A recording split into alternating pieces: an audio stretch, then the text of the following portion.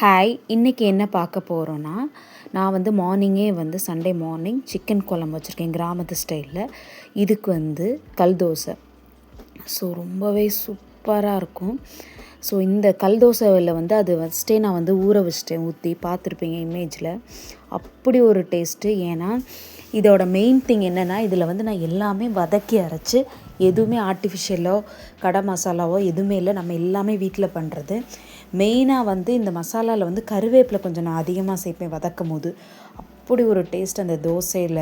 அப்படியே தோசை இங்கே பாருங்கள், சிக்கனோட அந்த முட்டு பீஸு அவ்வளோ ஒரு டேஸ்ட்டு, சொல்லவே முடியல. அவ்வளோ என்னையால் ரொம்ப என்ஜாய் பண்ணி சாப்பிட்டேன். எனக்கு வந்து இது ரொம்ப பிடிக்கும். என்னோடய சிக்னேச்சர் டிஷ்ஷுன்னு கூட சொல்லலாம். அவ்வளோ டேஸ்ட்டாக இருக்கும் இது. கண்டிப்பாக நீங்களும் இதை ட்ரை பண்ணி பாருங்கள். இதில் வந்து உருளைக்கிழங்கு, எங்கள் வீட்டில் வந்து எப்போவுமே எல்லாருக்கும் உருளைக்கிழங்கு போடுறது ரொம்ப பிடிக்கும். இதில் வந்து மிளகு, சோம்பு, அதே மாதிரி மிளகாப்பொடி எல்லாமே இருக்குது. மல்லி, புதினா போட்டு சிக்கனை நல்லா வதக்கியிருக்கேன். வதக்கும் போதே வந்து டேஸ்ட்டு வந்து நல்லாயிருக்கும். சிக்கனில் கவுச்சி ஸ்மெல்லாம் இருக்காது. ரொம்ப சூப்பராக இருக்கும்.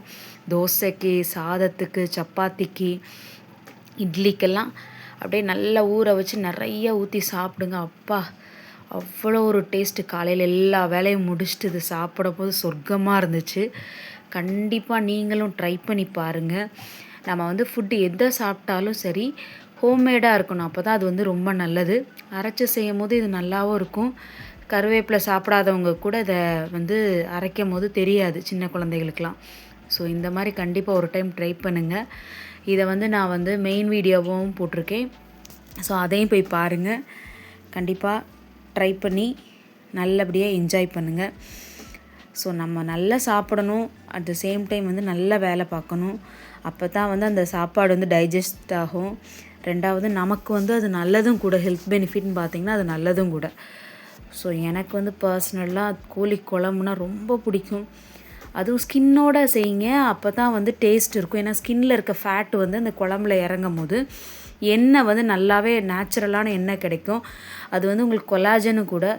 ஸோ ரொம்ப பாருங்கள், ஆல்மோஸ்ட் நான் முடிக்க போகிறேன். அது சோக்காக அவ்வளோ ஒரு டேஸ்ட்டு. அதில் வந்து உருளைக்கிழங்கு வந்து எப்போவுமே சிக்கன் குழம்பு கூட இந்த பாருங்கள், கல்லீரல் மாதிரி இதில் இருக்குல்ல, அந்த ஒரு இதுன்னு சொல்லுவாங்க, அது என்னது காயா ஏதோ ஒன்று சொல்லுவாங்க. ஸோ அதுவும் அப்பா அவ்வளோ டேஸ்ட்டு. நான் 2 விசில் வச்சேன். என்னோடய குக்கரில் வந்து 2 விசில் வச்சா தான் நல்லா வேகும். ஸோ குக்கரில் எதுக்காக வைக்கிறதுனா, அப்படியே சாஃப்டாக இருக்கும் கறி, ரொம்ப டெண்டரியாக இருக்கும். அதனால தான் குக்கரில் வைக்கிறது. கண்டிப்பாக நீங்களும் ட்ரை பண்ணுங்கள், என்ஜாய் பண்ணுங்கள் ஃபுட்டை. தேங்க்யூ.